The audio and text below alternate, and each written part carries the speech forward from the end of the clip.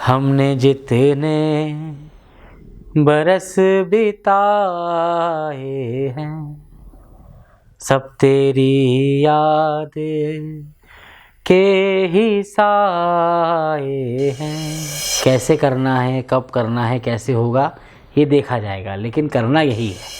तो बहुत अच्छा लगता है जिस काम को करने के लिए मैंने अपनी नौकरी छोड़ी। राह लगती जो खूबसूरत है, यही जीवन का शुभ मुहूर्त है।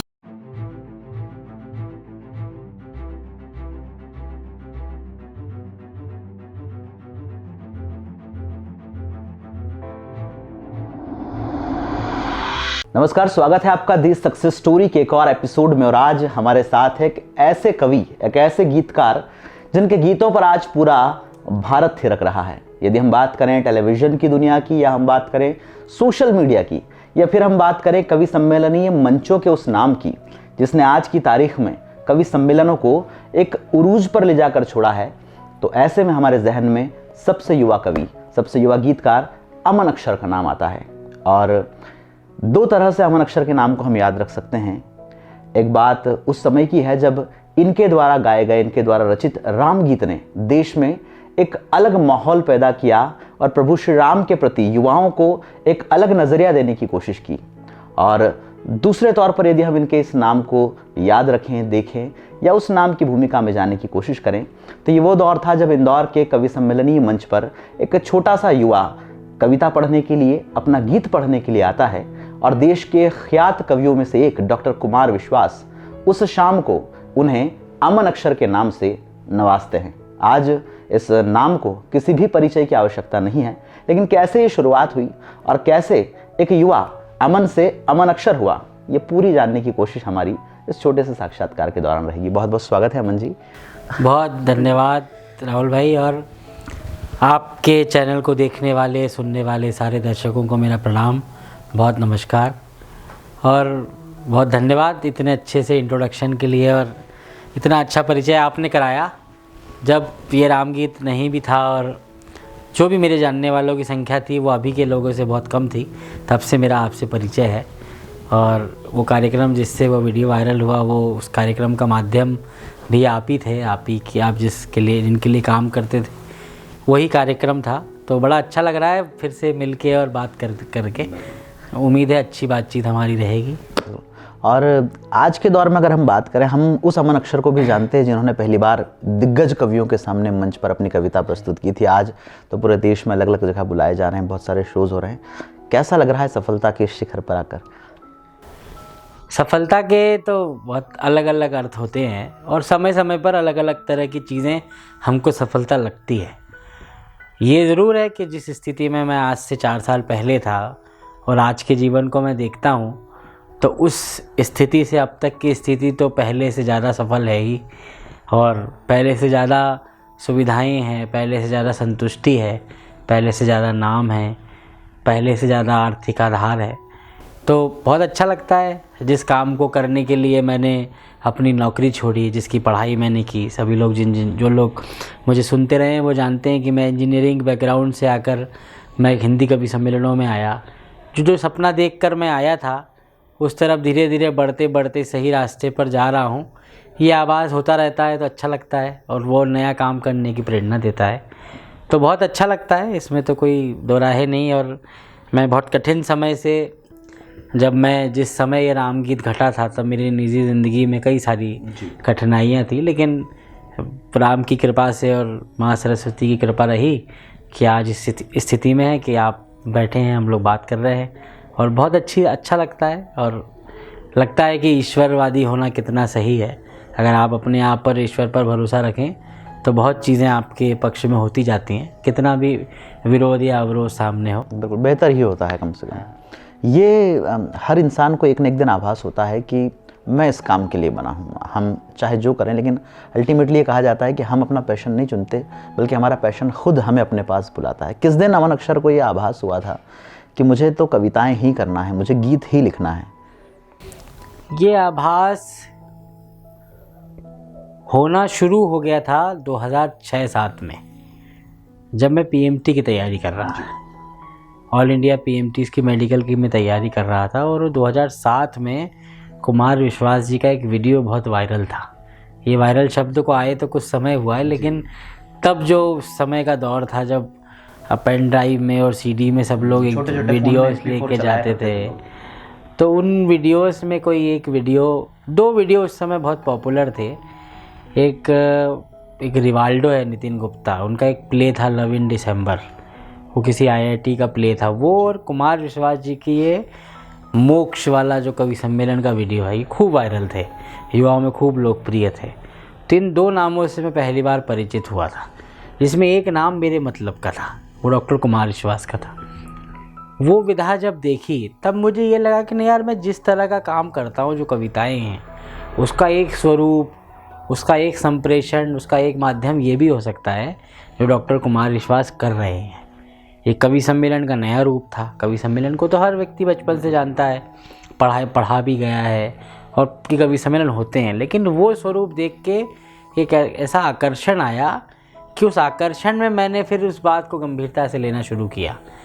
बस ये करते करते समझ लीजिए कि जब 2008 हो गया, 9 हो गया, कॉलेज जब मुझे जाना था, कॉलेज में एडमिशन होना था मेरा, तब मुझे लगा था कि नहीं, अब करना तो यही है, कैसे करना है, कब करना है, कैसे होगा ये देखा जाएगा, लेकिन करना यही है।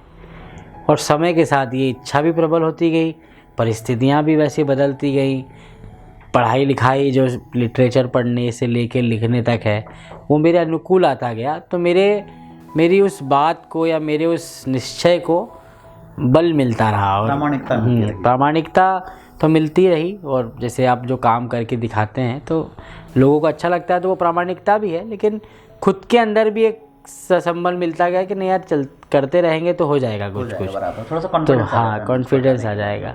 कठिनाइयाँ भी आती हैं, जैसे जो चीज़ हम सोचते हैं कि वो मिल जाए, वो मिल जाने के बाद उसके निर्वहन में भी बहुत संघर्ष है।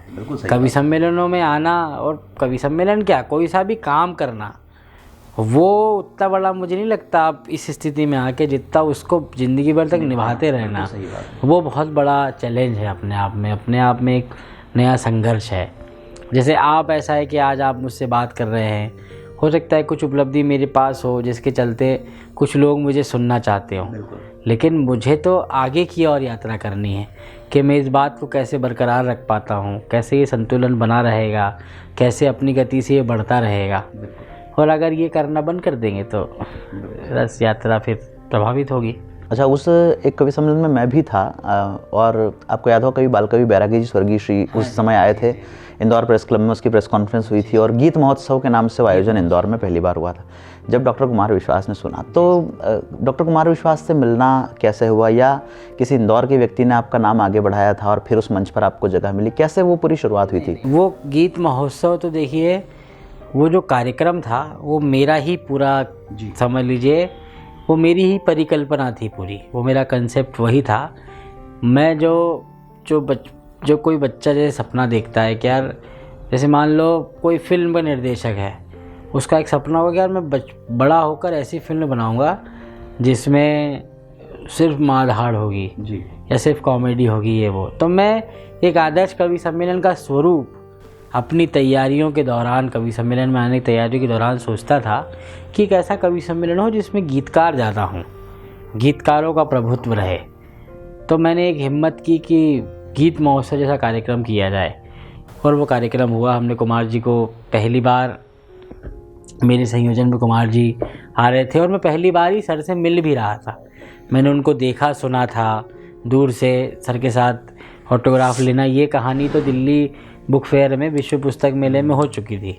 लेकिन और वो मुझे कहीं ना कहीं नाम से जानते भी इसलिए थे कि मैंने उनको सोशल मीडिया पे और मेल्स के द्वारा खूब संदेश भेजे, जैसे एक फ़ैन या एक नया लिखने वाला अपने अग्रज को भेजता है। मैंने पहले भी कई बार कहा है। तो उनसे मेरा जुड़ाव, प्लस वो एक नाम जानते थे कि ऐसा कोई लड़का है। तो जब पहली बार उनको हमने आमंत्रित किया, तो जब उन्होंने वीडियो बनाया, तब उन्होंने इस बात को भी लिखा कि कई वर्षों से अमन सोशल मीडिया के माध्यम से जुड़ा है, लेकिन अब उसका कार्यक्रम होना है। तो वो कार्यक्रम हुआ, बस वो दिन था। फिर उसी दिन उन्होंने वही बात कही कि तुम्हारा नाम जो है ये, इसमें कवि वाला नाम नहीं है, ये इसको बदल लो। तो मैंने उनसे कहा कि सर आप ही कोई नाम दे दीजिए। तो फिर मेरी बिल्कुल संयोग ही कह सकता हूँ मैं, हर चीज़ कई सारे संयोग मेरे जीवन में रहे। मैंने उम्मीद तो नहीं की थी, लेकिन अगले दिन मंच से ही सर ने मुझे नाम दिया। तो मेरा दिन, ज़िंदगी मेरी 2 बार बदली। एक उस दिन बदली जब मुझे चाहता था कि अब मैं काम करने लगूँ, जैसे मेरी नौकरी लग गई, उस दिन मेरी नौकरी लगी। बराबर, सही बात है। समझ लीजिए। तो बस वो दिन था कि अगले दिन से मुझे ये आभास होने लगा कि श्रोता क्या होते हैं, फैंस क्या होते हैं, प्रशंसक क्या होते हैं, सुनने वाले क्या होते हैं। वो उस दिन जो जीवन बदला, वो यात्रा आज तक चल रही है। अमन जी, लेकिन होता क्या है ना कि जब कभी किसी बुद्धिजीवी से मिलते हैं, किसी कवि से, रंगकर्मी से, किसी भी आदमी से मिलते हैं, तो लोग जब देखते होंगे तो सोचते हैं कि यार ये दोनों तो बात ही कर रहे हैं, इनमें कवि कौन है, ये हम थोड़ा सा नहीं पहचान पाएंगे। मैं चाहूँगा कि 1-2 बंद आपके गीत के जो है वो भी हमारे इंटरव्यू के साथ साथ चलते रहें, ताकि कम से कम, और ख़ासकर इन दिनों जो ज़्यादा पॉपुलर हैं, वो चीज़ें हमारे दर्शकों को भी सुनने को मिले। तो जो आपके मन में हो। मैं हर समय कुछ ना कुछ अलग धुनों पर कुछ ना कुछ मैं नया लिखता रहता हूँ। रामगीत के अलावा भी, रामगीत लिखने से पहले भी प्रेम पर मैंने बहुत लिखा, उसके बाद भी मैंने विषयों पर लिखा। ये अलग बात है कि राम जी का गीत और उस तरह के विषय मेरे पसंद के विषय हैं। लेकिन मैं 4 पंक्तियाँ आपको सुनाता हूँ, प्रेम की ही पंक्तियाँ हैं। हमने जितने बरस बिताए हैं, सब तेरी याद के ही साए हैं। अपने सपनों का घर जलाया है, पर तेरे खत नहीं जलाए हैं, पर तेरे खत। तो इस तरह का आप कुछ भी लिखते रहिए, लेकिन जो आपका मूल है वो आपको छोड़ता नहीं कभी। तो इस तरह का मैं लिखता रहता हूँ। मेरा लेखन पठन बहुत नियमित है। मैं इस मामले में तैयारी को लेकर बहुत गंभीर रहता हूँ। बचपन जो है वो कैसा क्या रहा, कहाँ परवरिश हुई, किन लोगों के बीच रहे, और स्थानीयता का क्या प्रभाव है लेखन पर? ये तो शायद मैं अभी तक नहीं समझ पाया हूँ कि मेरे लेखन पर या मेरे जीवन पर मेरे गांव का क्या प्रभाव है। लेकिन हाँ, धीरे धीरे जितनी ज़िंदगी खुलती जाती है आपसे, क्योंकि कहने को तो मैं भी कह दूँ कि भाई पूरा मैं उस मिट्टी का वो हूँ, क्योंकि मेरा बचपन जो है वो एक साधारण सा बचपन है। बराबर। बहुत अच्छा ही बचपन है, मतलब कोई सुविधाओं की कोई कमी मेरे जीवन में कभी रही नहीं। बड़े ठीक ठाक परिवार से हम लोग रहे। माता पिता का भी कोई ऐसा वो नहीं था दबाव, बचपन से ही बस पढ़ाई के लिए कहा जाता था, तो जो तो हर माँ बाप कहते हैं। छोटा सा गांव हमारा था, खेलने कूदने पढ़ाई में मैं शुरू से अच्छा था, पढ़ने लिखने में बीता। किताबों का मुझे पहले बचपन से ही पढ़ने में बहुत रुचि थी। तब किताबें अलग तरह की हुआ करती थी जो हमारी स्कूल्स में आती थी, या विज्ञान से जुड़ी हुई किताबें, या उस समय मुझे लगता था कि सारी किताबें शायद नॉन फिक्शन किताबें रहती थी, जो या तो कोई टेक्स्ट बुक हो गई, किसी की जीवनी हो गई, इस तरह से। तो वो रुचि तो थी ही। और एक जो पढ़ने लिखने में आप ठीक होते हैं। फिर हिंदी जब मेरी ठीक थी, तब हिंदी में मुझे कविता वाला पक्ष था, उससे ज़्यादा मुझे गद्य वाला पक्ष तब ज़्यादा भाता था। मेरी पढ़ाई में भी मैं उपन्यासों और कहानियों पर मेरा बहुत झुकाव शुरू से रहा है। तो जाने अजाने इन्हीं सब चीज़ों से मिलके मुझे लगता है कि मेरी चेतना का निर्माण हुआ होगा। और मैं इतना ज़रूर समझता हूँ कि जो मेरे जीवन के शुरुआती साल हैं, वो तो देखिए आपको बनाते हैं। जैसे मुझे ऐसा लगता है कि जब आप रहते हैं तो आपके यहाँ की लोक संस्कृति, आपके आसपास के जो प्राकृतिक संसाधन हैं, खासकर नदियाँ, प्राकृतिक जितनी भी सुविधाएं, ये आपको बहुत ज़्यादा प्रभावित करती हैं। तो मुझे ऐसा लगता है कि नर्मदा नदी हमारे घर के बहुत नज़दीक है। तो मुझे ऐसा लगता है कि हम पूरे निमाड़ के क्षेत्र के लोगों में नर्मदा मैया का प्रभाव है, वो तरलता और वो बहाव हर किसी इंसान में है। वो कोई भी काम करता है, मैं इसको थोड़ा आध्यात्मिक तरीके से देखता हूँ। और अभी भी वो बात समझने की मैं कोशिश कर रहा हूँ कि मुझे लगता है कि लोक जीवन, क्योंकि हमारे यहाँ लोक संत 2-3-4 लोक संत बहुत प्रसिद्ध हुए हमारे यहाँ से। संत सिंगार जी महाराज, बुखारदास जी महाराज, गुलाबदास जी महाराज, बुखारदास, और दादाजी धूनी वाले, शैगांव भी हमारे यहाँ से रास्ता महाराष्ट्र का जाता है तो गजानन बाबा का जो जगह है, तो लोक संस्कृति, लोक कविताएँ, लोकगीत, ये और नदियाँ, ये मुझे ऐसा लगता है कि ये आपके अंदर धीरे धीरे एक बदलाव करती हैं, जो बदलाव बहुत बाद में आपको पता लगते हैं। बिल्कुल सही कि हम शहर में रहते हैं लेकिन हम वो शहर गांव हैं जो शहरों में रह रहे हैं, लेकिन मन से वो गांव नहीं निकाल पाए हैं। तो वो सरलता और वो जो बहाव है जो छोटी जगहों का है, वो आज भी शायद है। और पता नहीं उस समय क्या क्या मिला हुआ ऐसा खजाना है जो आगे काम आएगा और समझ में आएगा। बिल्कुल सही है। लेकिन किसी ने कहा है कि हम पर दुख का पर्वत टूटा तब हमने दो चार कहे, सोचो उस पर क्या गुजरी हो जिसने शेर हजार कहे। और आप भी लिखते हैं कि तोड़कर कोई मानक नहीं आए हैं, अपने हिस्से कथानक नहीं आए हैं। तो निश्चित रूप से एक बैकग्राउंड तो काव्य जगत से जुड़ा हुआ नहीं था, फिर भी कविताओं में आए, कविताएं लिखी। पहली बार कविता किस उम्र में लिखी होगी अमन अक्षर ने? पहली बार मैंने अतुकांत कविता जैसे लिखी थी। अतुकांत तो नहीं कह सकते, थी वो तुकबंदी ही, और वो हाँ टूटी फूटी थी। और वो मैं बताता हूँ, भास्कर के साथ एक परिशिष्ट आता था पूरा रसरंग। यस बिल्कुल। रसरंग में एक कविता पढ़ के मैंने 7वीं कक्षा में मैंने माँ पर और नाव, एक कविता नाव जैसी इस तरह, वो मुझे बिल्कुल याद भी नहीं और कहीं लिखी भी नहीं है, लेकिन मैंने लिखी थी। लेकिन वो लिखने के बाद मैंने कई लोगों को सुनाई। पहले तो मैं ये लोग उनको ढूंढता था जो उसको समझ पाते, है ना। तो मुझे ऐसा लगता है कि वो जो खुशी है क्या जब हम कुछ लिखते हैं सृजन की और किसी को सुनाने की, उस खुशी का अनुभव तो बहुत जल्दी मुझे हो गया था। लेकिन फिर ये रहा कि जब मैं मेडिकल की तैयारी करने आया तब मैं 5-6 साल मैंने कुछ लिखा नहीं, मतलब मुझे पता ही शायद लगा ही नहीं था कि इसमें कुछ होगा। लेकिन उस बात को ट्रिगर वापस वही कुमार जी का वीडियो और फिर वो सब चीज़ें अपने आप में, वो चीज़ें दोहराती रही अपने आप को ही, और फिर कुछ बन के आई बात। तो पहला वही है। और जैसे वही जो दुख के पर्वत टूटे वाला, ऐसे कोई दुख तो नहीं है, लेकिन जब हम उस उम्र में होते हैं, जब प्रेम में होते हैं, तो मुझे भी यही लगता है कि उस समय मेरे कविता का विषय वो प्रेम था, या ज़िंदगी में जो घट रहा था वही विषय रहा। तो उसी से धीरे धीरे कविताएँ बनती और हिजर का जिक्र है भी काफ़ी सारे आपकी, जैसे मेरे सारे में ही हैं। आपके एक गीत आपका मुझे याद आ रहा है कि जिसमें ये था कि इतना आगे निकल आएंगे प्यार में, सोचते भी न थे जानते भी न थे। मैं चाहूँगा कि दर्शक उस गीत को भी सुने और उसकी क्या भूमिका रही, थोड़ा सा उस पर प्रकाश डालें आप। वो गीत तो ऐसा था कि मेरा एक एकल काव्य पाठ पहली बार हुआ 2017 में। तो ये गीत तो आप समझ लीजिए कि आधा अधूरा लिखा हुआ था, इसका मुखड़ा नहीं था। तो एकल काव्य पाठ था, तो मैंने कहा कि यार आधार तो प्रेम ही है अपनी बात कहने का, क्योंकि ऐसा कौन सी बात थी जो मैं नहीं कह पा रहा था। व्यक्तिगत प्रेम से जुड़ी बातें ऐसी है जो आप पब्लिकली सीधे नहीं कह सकते।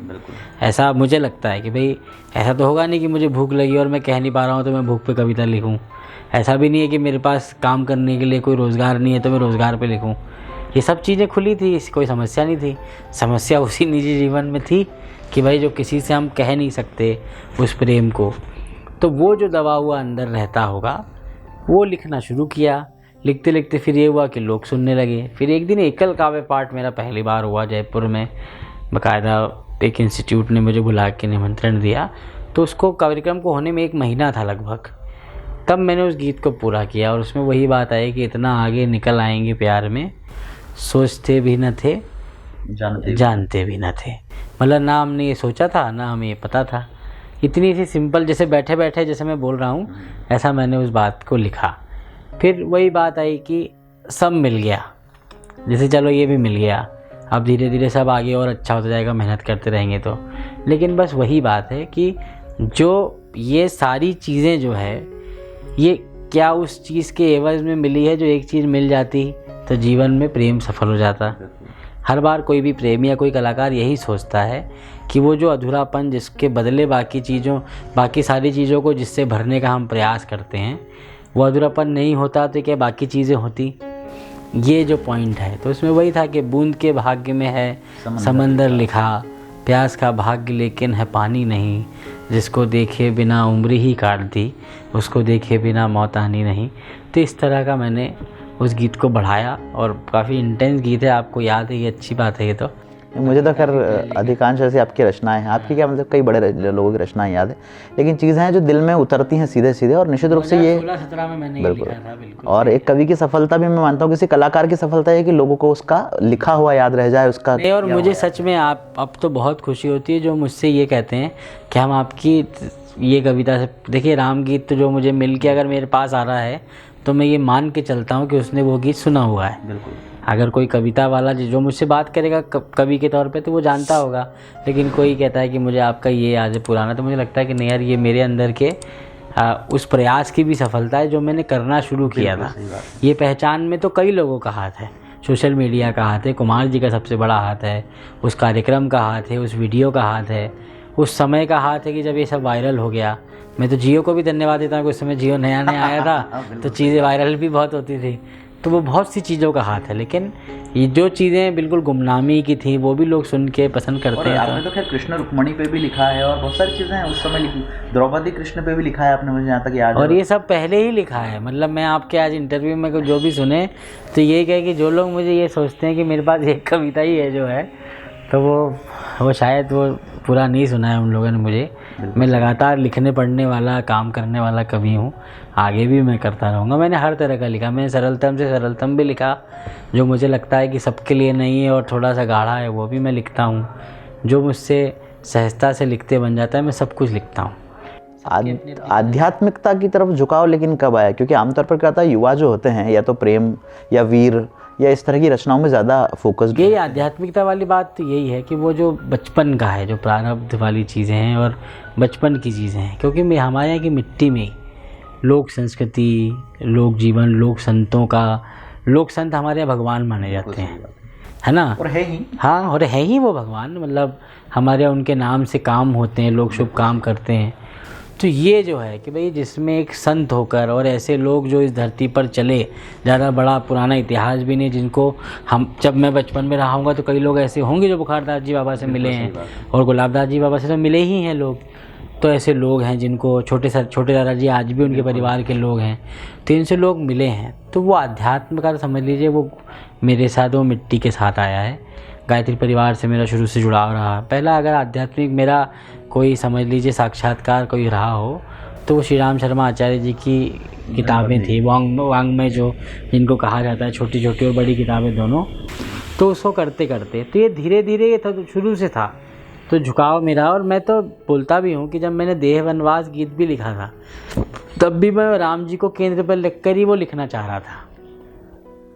जैसे पहली जो पंक्ति है कि देह वनवास को सौंप कर वो चला, चित्त घर की दिशा शेष जाने की तरफ, मतलब मैंने उस समय जब लिखा था 2014 में तो यही लिखा कि देह तो राम जी की वनवास चली गई है, लेकिन चित्त थोड़ा तो माता पिता में रह गया होगा, और शेष कहाँ जाएगा किसी को भी, राम जी को भी नहीं पता है कि आगे कितनी चीज़ें हैं, कितने नए नए चैलेंज। राम जी को तो वैसे सब कुछ पता है, लेकिन वो शेष जितनी भी चीज़ें हैं वो सब अपना रास्ता अब ढूंढेंगी। राम बनने की प्रक्रिया प्रारंभ हुई ना, ये लिखा। लेकिन फिर वही बात होती है कि उस समय मेरे अनुभव में हावी था मेरा निजी प्रेम या मेरे निजी अनुभव या मेरे निजी संघर्ष कि भाई मेरा पीएमटी में नहीं हुआ था तो क्या वो संघर्ष भी आएगा, है ना? तो पहला बंद जैसे मैंने लिखा कि पराजय अगर उम्र भर साथ हो, हर घड़ी हर्ष ये ना निभा पाएगा, अपना जीवन है मंचन के जैसा अगर हमको जीने का अभिनय नहीं आएगा। मतलब मैं तब भी ये सोचता था, मेरे लिए हार कभी कोई बहुत बड़ा प्रश्न नहीं रही। मुझे हारे हुए से कोई दिक्कत नहीं थी। जैसे मेरा पीएमटी में नहीं भी हुआ तो मैं यही सोचता था कि यार हारे हुए के साथ इतनी अपमानित नहीं करना चाहिए उसको, है ना? तो मुझे ये लगता है कि लेकिन यार मैं हारने के बाद भी रहूँगा नॉर्मली, और बनावटी नहीं रहना है कि मैं दुखी हो गया बहुत। मैं कोई बहुत दुखी नहीं हुआ था, नहीं हुआ थोड़े दिन दुख सबको होता है भाई, नहीं हुआ मेहनत से, लेकिन इतना भी नहीं कि जीवन ख़त्म हो जाए। तो अपने अनुभव बदलते गए तो वो गीत का स्वरूप चेंज हो गया। मैंने कई जगह मैंने राम गीत से पहले एक गीत लिखा था कि तुमसे तो आंसू नहीं संभले हमारे, तुमको पूरी दास्तां फिर क्या सुनाते। तो उसमें भी एक लाइन है कि राम अपनी जानकी से युद्ध हारे, हम भी तुमसे ये लड़ाई हार जाते। तो वो उपमाएँ, वो भाव, वो कथानक तो मेरे साथ जुड़े ही रहे, लेकिन उसका जो सही स्वरूप ऐसा मुझे लगता है कि उसका प्रखरतम स्वरूप जो आया वो राम गीत में मेरे भीतर से आया कि जब मैंने लिखा। और मुझे लिखते हुए ये ज़रूर पता था, ये मैं सबको बोलता हूँ, सच भी है, मुझे ये पता था कि इतना लोकप्रिय होगा, इस तरह से होगा, इतना तो कोई नहीं सोचता है बिल्कुल, पर कम से कम होगा ये तो लेकिन पता था, होगा लोकप्रिय, ये विश्वास मुझे तो था उस पर। लिखते हुए भी पता था मुझे कि ये होगा। कब लिखा था राम गीत? और मैं जानना चाहूँगा कि पहली बार किस मंच? मध्य प्रदेश चुनाव 2013 नहीं, 13 के बाद कब हुए होंगे? 18 में हुए हैं। हाँ, पहली बार राम गीत जब मैंने 3 बंद लिखे थे, मैं सागर के पास एक कार्यक्रम में था, 3 कार्यक्रमों की श्रृंखला थी, खुरई, बांदरी और मालथौन, ये गांव है वहाँ पर। तो उन कार्यक्रमों में थे जिसमें 2 कार्यक्रम हो गए थे। एक कार्यक्रम में बीच में हमारा जो था वो विराम था एक दिन का, तो उस विराम के दिन बरेली का एक कार्यक्रम था जिसमें कुमार जी का संचालन था, हिंदुस्तान अखबार का कार्यक्रम था। उसमें मैंने वो 3 बंद थे तो वो तीनों सुनाए और वो खूब अच्छे सुने गए, और वहाँ के एक स्थानीय चैनल ने डाला, 3-4 दिन में उसके 4-5 लाख व्यूज़ भी हो गए। वो उसी से वायरल होना शुरू हुआ। फिर ये हुआ कि उस चैनल पे किसी ने स्ट्राइक कर दी, कॉपीराइट, तो वहाँ से हट गया। लेकिन फिर मुझे समझ में आ गया कि नहीं यार, इसमें जो मैं सोचता था वो है। फिर धीरे धीरे वो सुनाते रहा, अच्छा रिस्पांस आने लगा, लोग सुनने लगे, फिर वो गीत पूरा हो गया। मैंने पहली बार गीत सुनाते हुए भी मैंने ये कहा था कि अभी इस गीत को और आगे बढ़ना है। फिर इसके बाद उसके जो 2 बंद हुए, वो इसके सर्वश्रेष्ठ बंद जिसको मैं बोलता हूँ, और वही आखिरी वाला जो बंद था। तो उसके बाद ये हुआ कि मुझे एक ऐसे मंच का मैं प्रतीक्षा में था कि जिसमें बहुत अच्छा वीडियो बन जाए, जिसमें अच्छे से लोग सुनने वाले हों, अच्छे हों सुनने वाले। ये हुआ। तो उसकी बात की सारी कहानी तो आप इसलिए जानते हैं कि वो कार्यक्रम भी आपके माध्यम से हुआ, और कार्यक्रम होने के बाद इतना अच्छा रहा वो कार्यक्रम में। मुझे उस दिन भी ये आत्मविश्वास था, मैं अपने मित्रों को बोल के भी गया था कि आज का दिन बहुत अच्छा रहेगा मेरे लिए, मैं जानता हूँ।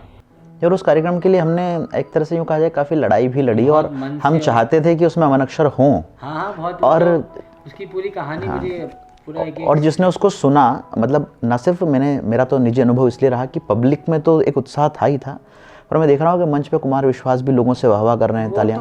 संपत सरल जैसे बड़े कवि जो हैं वो बंदे सुन के रो दिए। मतलब ये जीवन में एक सही सफलता है किसी व्यक्ति। उस वीडियो में वो भी बहुत बड़ा पार्ट है, सबसे बड़ा पार्ट वही है कि मैं सुना तो रहा हूँ, लेकिन पीछे के जो कवियों का जो सहयोग, कुमार जी का कहना, संपत जी का बोलना, ये अपने आप में बहुत। नहीं, और मुझे रात के 2:30 बजे कहा, मतलब 2:30 बजे उन्होंने कहा कि यार देखो, कोई युवा ऐसा लिख सकता है, ये सीखना चाहिए लोगों को। मतलब मुझे लगा कि वाकई आज इसको जो है आकलन इसका सही मायने में किया गया है। वो उस दिन जो ये हुआ कि जब ऐसा हो गया, फिर उसके बाद के भी एक था कि वो वीडियो मुझे मिल जाए, तो अपने नियम के विरुद्ध जाकर मुझे वो वीडियो दिया, और बस वो वीडियो मेरे हाथ में आना था कि वहाँ से ज़िंदगी जो है, फिर वो सोशल मीडिया पे क्या और व्हाट्सएप पे आज तक मेरे पास आता है।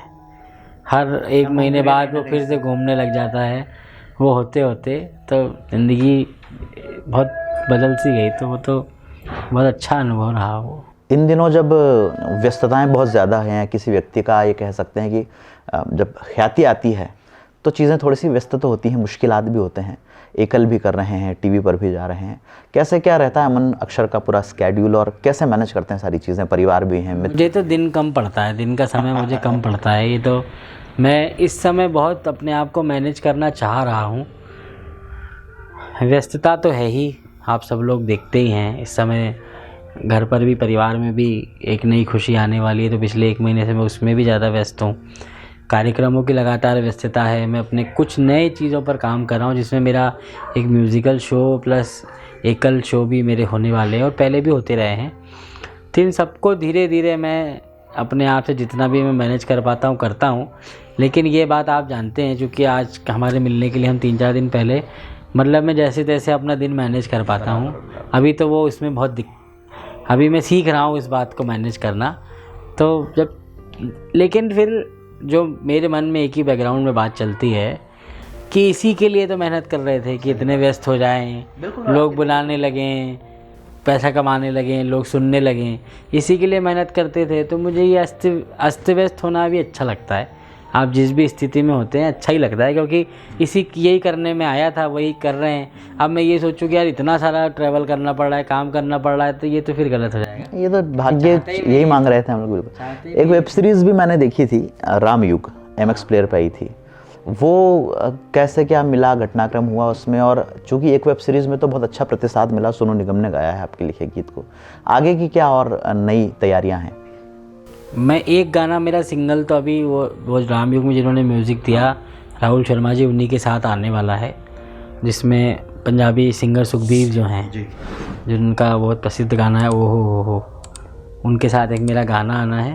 और 2 वेब सीरीज़ के काम भी थोड़े थोड़े मेरे पास हैं, जिसमें कुछ के संवाद है और एक में बैकग्राउंड में गाना बजना है।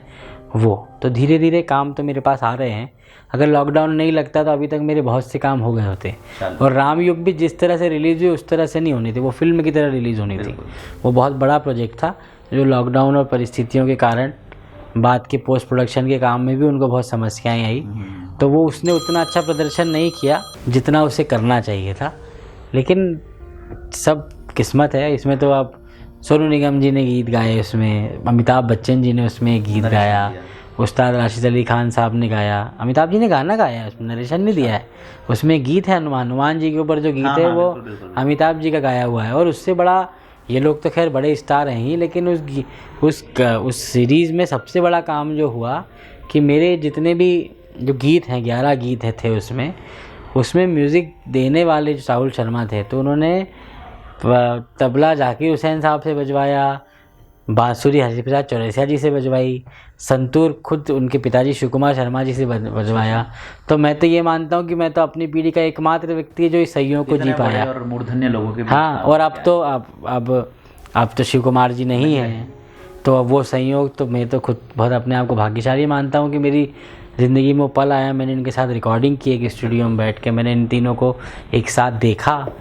तो वो तो कुछ चीज़ें ऐसा है ना, लेकिन बात वही है कि हर किसी चीज़ का, जैसे मैंने राम गीत लिखा तो उसने इतना लोकप्रिय कर दिया, उससे ज़्यादा बड़ा काम मैंने रामयुग में बहुत मेहनत करके किया था, लेकिन उसको वो पहचान नहीं मिल पाई वेब सीरीज़ को। उसमें कई सारे चीज़ें काम करती है, फिल्म भी अपने आप में काम करती है, उसका म्यूज़िक भी उस तरह रिलीज़ नहीं हो पाया, नहीं तो काम तो मैंने वो भी बहुत ईमानदारी से किया था।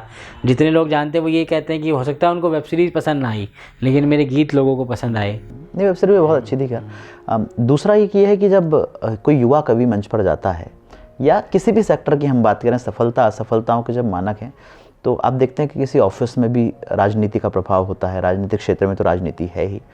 कवि सम्मेलनीय मंच जो हैं, क्या वो राजनीति से थोड़े बहुत अछूते हैं, या वहाँ भी ऐसा माहौल होता है कि नए लोगों को जगह बनाने के लिए संघर्ष कठिन होता है, या दूसरी कुछ परिस्थितियाँ होती हैं जो शायद लोगों को ना मालूम हो? एक पंक्ति में जैसे कहते हैं कि भाई कवि सम्मेलन भी राजनीति का शिकार है, एक लाइन में ये कहने में तो नकारात्मक बात लगती है, इसीलिए मैं ये बात नहीं कहता हूँ। क्योंकि जैसे अब राजनीति जो है वो शब्द कोई बुरा शब्द तो है नहीं है, लेकिन हाँ, जिस अर्थ में आप पूछ रहे हैं और जिस अर्थ में आमतौर पर पूछा जाता है कि कवि सम्मेलन में भी लोग क्या, कूटनीति कहा जाए तो ठीक है कि भाई अब लोग अपनी टेक्निक्स लगाते हैं और किसी को बढ़ने से रोकते हैं, अपने अयोग्य लोगों को बढ़ाते हैं। ये जिस तरह का काम हर सेक्टर में होता होगा, हर इंडस्ट्री में, हर अलग अलग कामों में होता होगा, वो होता है कवि सम्मेलनों में भी, उसमें कोई वो नहीं है। लेकिन कोई अगर ये कहे कि उसमें प्रतिभा है और वो इसलिए नहीं बढ़ पा रहा है कि सामने वाले की पॉलिटिक्स जो है वो उसको आगे नहीं बढ़ने दे रही है, तो इस बात से तो मेरा कोई सहमति नहीं है इस बात पर। इसलिए भी नहीं है कि हम इतने एडवांस समय में हैं कि कोई नया लड़का है, मान लो 20-25 साल का नया लड़का, वो अगर कहता है कि कोई अगर 35 साल का बंदा कहे तो समझ में आता है कि उस जनरेशन में जब थे तब मीडिया बहुत कमज़ोर था, सोशल मीडिया था ही नहीं, तो उसके समय में उसको कोई माई बाप नहीं मिला, कोई गुरु नहीं मिला, कोई ऐसा व्यक्ति नहीं मिला जो उसको बढ़ा सकता हो। तो उसकी बात मुझे थोड़ी समझ में आती है, पूरी तो वो भी मुझे समझ नहीं आती। लेकिन कोई नया लड़का जो मेरी उम्र का है, समझ लो 20 से 30 साल का है, वो अगर आपसे ये बात कहता है कि मंचों पर इतनी राजनीति है, मुझे आगे नहीं बढ़ने दे रही है, तो या तो उसमें कमी है या वो झूठ बोल रहा है। बिल्कुल सही बात। एक नया लड़का जो सारी टेक्नोलॉजी जानता है, नई पढ़ाई जानता है, अगर जानता है तो, और वो अगर अपने ना बढ़ने पर किसी व्यक्ति को दोष दे, तो इससे बड़ा झूठ कोई नहीं। बिल्कुल सही भाई अरे पूरे विश्व में 20-20 साल के अरबपति यूट्यूबर्स हैं। बिल्कुल सही है ना। आप तो जानते हैं, आपकी तो मीडिया कंपनी है, अरबपति यूट्यूबर्स हैं जो नॉनसेंस कंटेंट बनाकर भी पॉपुलर हो रहे हैं। तो इस समय में नाम कमाना, पैसा कमाना कोई बहुत बड़ा काम नहीं है। और अगर आप में प्रतिभा है तो आप ये सोचिए कि अगर 22 साल का लड़का सोचता है कि वो 23 साल में स्टार बन जाएगा तो बन सकता है, लेकिन बनना चाहिए। नहीं बने तो कोई उसके साथ अन्याय नहीं हो रहा है। उसके बाद बहुत समय है और उसको पकने में समय होगा, उसके बाद आएगा। तो ये तो सिर्फ लोग अपने आप को संतुष्टि देने के लिए, सांत्वना देने के लिए कहते हैं। तो ऐसा कुछ भी नहीं है। अगर कोई मान लो भाई, मैं जैसे मेरे पास मान लो कोई ऐसा कार्यक्रम है जिसमें मेरी बात चलती है। चलो मैंने कर लिया कि राहुल भाई कल आपको कोई कहता है राहुल तिवारी को कार्यक्रम में बुलाना है। चलिए मेरा प्रभाव वहाँ था, मैंने आपका नाम वहाँ से हटवा दिया। इसी को राजनीति कहते हैं मंचों की। चलिए मैंने एक से हटा दिया, तो क्या एक ही कार्यक्रम हो रहा है भारत में? क्या सैकड़ों कवि सम्मेलन हो रहे हैं, हज़ारों कार्यक्रम हो रहे हैं। और अगर आपको कोई बुलाना चाहेगा तो कल को वो अमन अक्षर को मना कर देगा और राहुल तिवारी को बुलाएगा। सही बात है।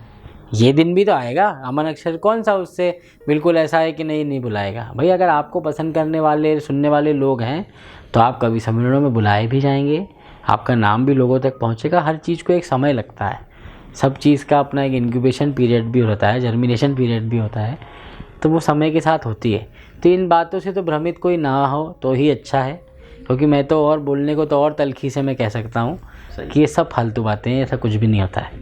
राजनीति होती भी है तो अपने आप को इतना सक्षम बनाएं कि उसका जवाब आप दे सकें। नहीं, अभी चूँकि हमारा चैनल एक मोटिवेशनल चैनल भी है तो मैं थोड़ा सा इसलिए भी इस पर जोर देना चाहूँगा कि लोग क्या करते हैं, खासकर जो युवा आते हैं, कि वो पहले दूसरे तीसरे दिन या पहले दूसरे तीसरे महीने तो बड़े लग के काम करते हैं। थोड़े दिन बाद खुद ही उससे धीरे धीरे डिमोटिवेट होकर, डिमोरलाइज होकर पीछे हट जाते हैं। और फिर वही दोष देने वाली जो बात है, तो लोगों में क्या है, पेशेंस की थोड़ी सी कमी है। तो क्या मानते हैं आप, जीवन में धैर्य जो है वो कितना ज़रूरी है? नहीं, पेशेंस की कमी तो देखो है, ये पूरे समय में ही है। ये जो समय ही चल रहा है यही, इसमें पेशेंस की मुझे लगता है कि उतनी ज़रूरत लोगों को महसूस नहीं होती है, उसकी महत्ता उतनी समझते नहीं है। जैसे क्या होता है, एल्केमिस्ट एक किताब है, वो एक बड़ा प्रसिद्ध नावल है ना, पाओलो कोएल्हो की। उसमें एक टर्म आता है बिगिनर्स लक।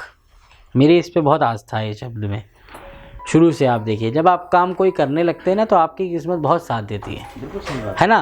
वो हो सकता है कि पहले वो शुरू के 2 साल साथ देती हो, अब वो समय 2 दिन का हो गया होगा, 2-3, लेकिन शुरुआत में आपको साथ देती है।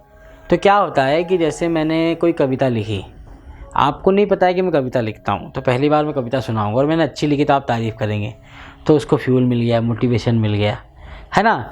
तो शुरू में वो जो चीज़ें सामने उसकी आती है सब अच्छी आती हैं, है ना, कि सब हरा हरा दिखता है।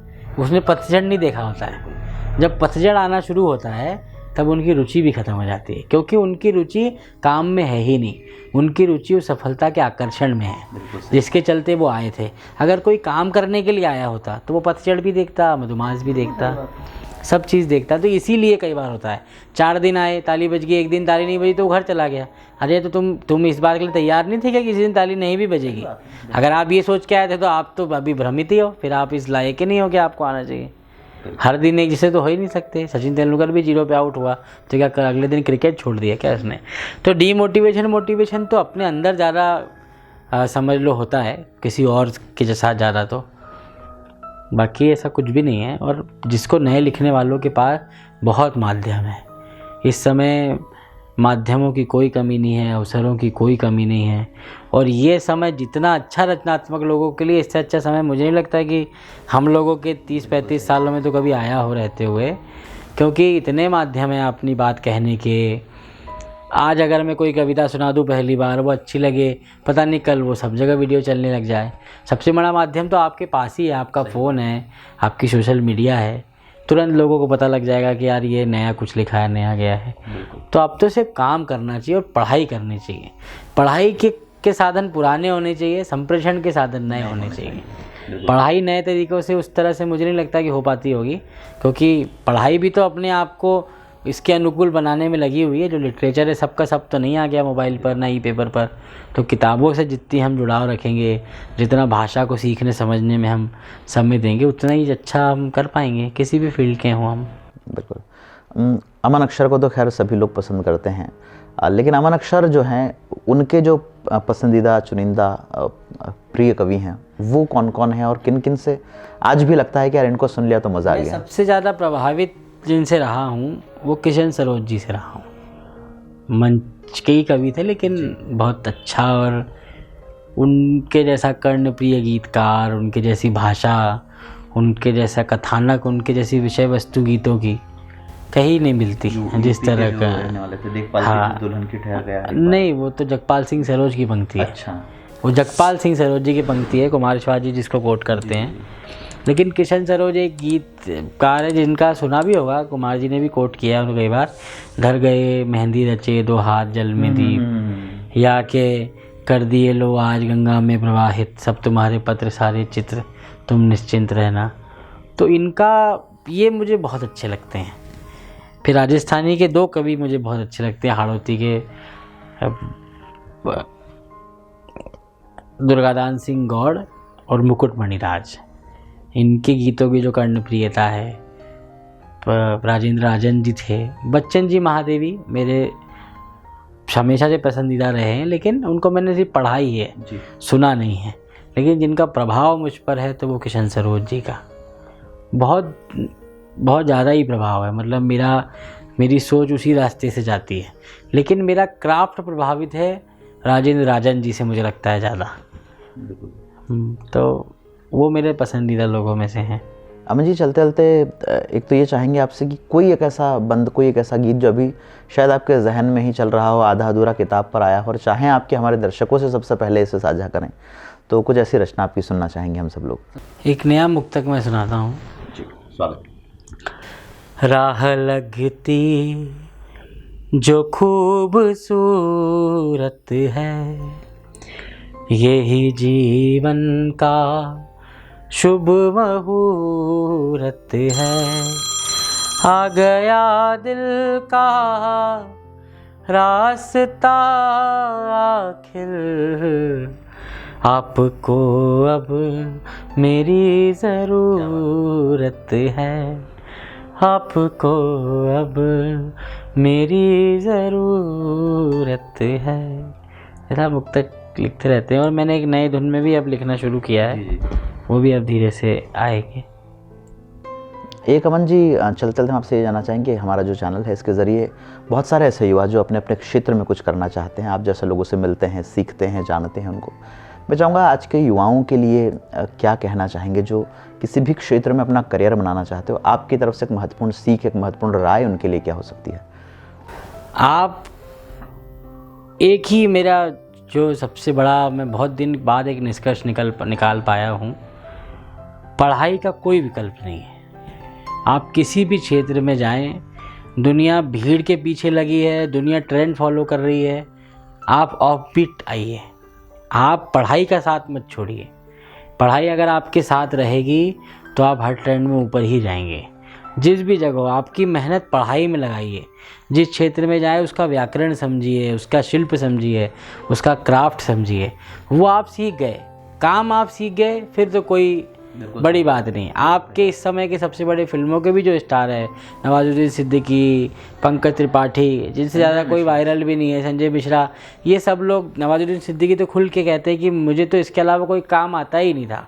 बिल्कुल सही। तो ये सारे तो उदाहरण हैं कि आप अपने काम में सबसे अच्छे होने चाहिए, ट्रेंड भी बन जाएंगे, लोकप्रिय भी हो जाएंगे, सब हो जाएगा। काम आना चाहिए। और मैं ये सच बता रहा हूँ, अगर आपको काम बहुत अच्छे से आता है ना, तो बहुत ज़्यादा डीमोटिवेट भी आप होते नहीं हैं, आपको भरोसा रहता है, अंदर से इंस्पिरेशन आती रहती है। काम गड़बड़ रहता है, जैसे सिद्धांत जोशी सर का नाम आया, मैं उनके हवाले से उनने मुझे एक बात बहुत अच्छी कही थी मेरे ख़राब टाइम पर, वो सबसे मैं बताता हूँ। उनने मुझसे ऐसा पूछा कि और सब कैसा चल रहा है काम वगैरह, मैंने कहा ठीक चल रहा है। तो उन्होंने बोला हाँ, काम बढ़िया चलना चाहिए। तो उनका यही अर्थ था कि अगर आपका काम अच्छा चलता है तो ज़िंदगी में सब अच्छा चलता है। बिल्कुल सही बात है। आपकी काम अच्छा है, आपकी तैयारी अच्छी चल रही है, तो फिर आपको ज़्यादा भ्रमित होने की, विचलित होने की कोई ज़रूरत नहीं, बस काम करते रहिए। इससे बड़ा ना कोई मोटिवेशन है, ना इससे बड़ा कोई सूत्र है, यही करना है हमको और कुछ नहीं। और मेरी कोई सलाह ही नहीं है। और अगर आप काम करते रहें, जैसे विकास दिव्य कीर्ति अपने लेक्चर्स में ये कहते हैं शुरू में, कि कि आप कुछ नहीं भी बने तो आप इतना सीख कर जाएंगे कि ज़िंदगी में जो भी काम करेंगे उसको बहुत अच्छे से ही करेंगे। बिल्कुल सही। इससे बड़ा मोटिवेशन आपको क्या चाहिए? कि आपका नुकसान है ही नहीं, आपकी हानि कहीं नहीं है ही नहीं, बस करते रहिए। तो लेकिन भाई वही है कि बोएंगे तो फसल तो आएगी। बिल्कुल सही। और देखिए, जब हम किसी क्षेत्र में समय बिताते हैं तो निश्चित रूप से हम कहीं ना कहीं तो पहुंचते ही हैं। चलना ज़रूरी है कि हम चल रहे हैं।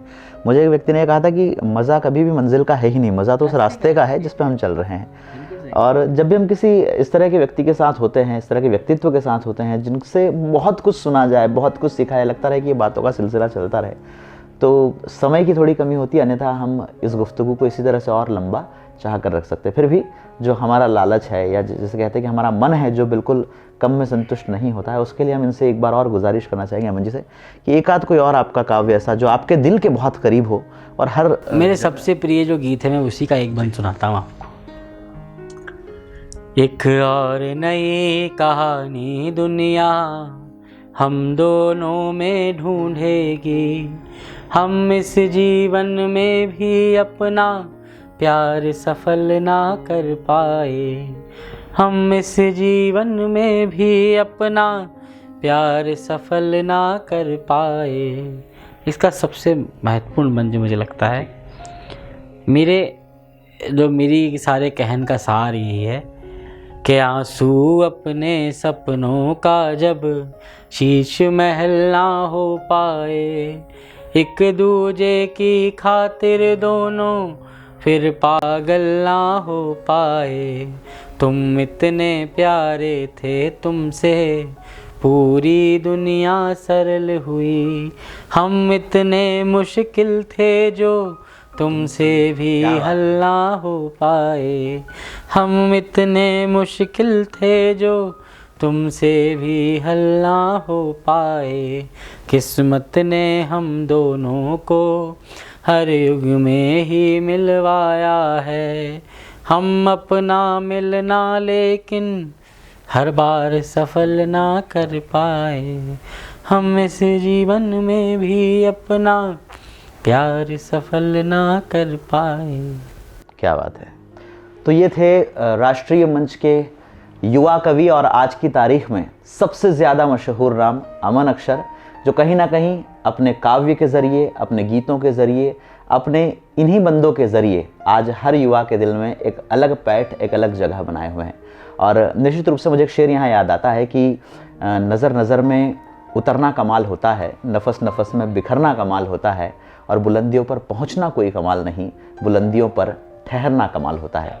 तो निश्चित रूप से बुलंदी के जिस शऊर पर आज अमन अक्षर हैं, और फिर भी इतने सरल हैं कि हम ये मान सकते हैं कि निश्चित रूप से एक हर युवा को, हर कलाकार को इस तरह का हृदय लिए हुए होना चाहिए। निश्चित रूप से जो कर रहे हैं बहुत बेहतर है, और आगे जो एक बड़ा सा कैनवास है उस पर सफलता आगे भी इनका इंतज़ार कर रही है। हमारी ढेर सारी शुभकामनाएं इनके साथ है। और निश्चित रूप से आप सब लोग जो कुछ सीखना चाहते हैं, कुछ बनना चाहते हैं, ज़िंदगी में कुछ बड़ा करना चाहते हैं, इस तरह के लोगों से जो कुछ भी सीखते हैं, हमारी कोशिश होती है कि हम आपकी मुलाकात इस तरह की शख्सियतों से करवाते रहें। यहाँ तक आप सभी ने इस वीडियो को देखा, इसके लिए आप सभी का तहे दिल से बहुत बहुत शुक्रिया।